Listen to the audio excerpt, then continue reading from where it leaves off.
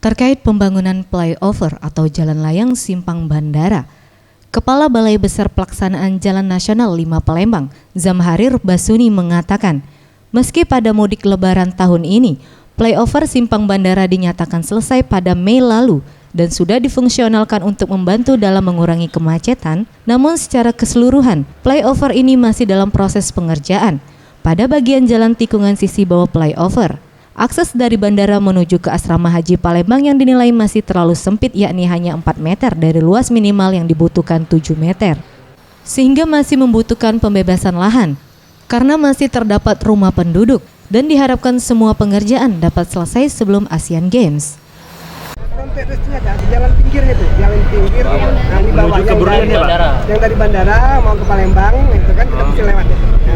Tikungan sedikit itu, ternyata beberapa rumah itu mengganggu. Jalan sudah tembus, cuma kurang lebar. Butuh berapa meter? 4 meter, kita minta 7 meter. 7 meter bisa lebih lega, 3 meter lagi.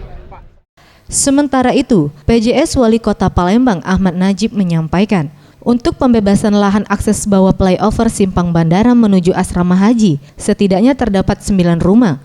Namun dari negosiasi pemilik rumah sudah sepakat untuk membebaskan lahan dan akan dibayarkan pada 6 Juni 2018.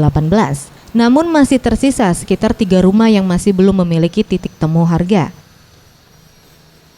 Tadinya 9 rumah yang belum ya, tapi memang kami berusaha negosiasi dan alhamdulillah kemarin sudah ya, ada beberapa saja 2 atau 3 yang masih minta diinikan, tapi yang lain kami akan bongkar. Kendalanya apa Pak? Mereka ya sebetulnya bukan kendala, memang ya KJPP kan memberikan penilaian appraisal terhadap harga itu kan berdasarkan yang sudah diberikan pemerintah. Deadline ya. Selesai kapan Pak? Ya ini besok kami yang 5 itu kami bayarkan, yang sisanya nanti insya Allah lusa kami sudah mulai bongkar. Tim Liputan Sriwijaya TV.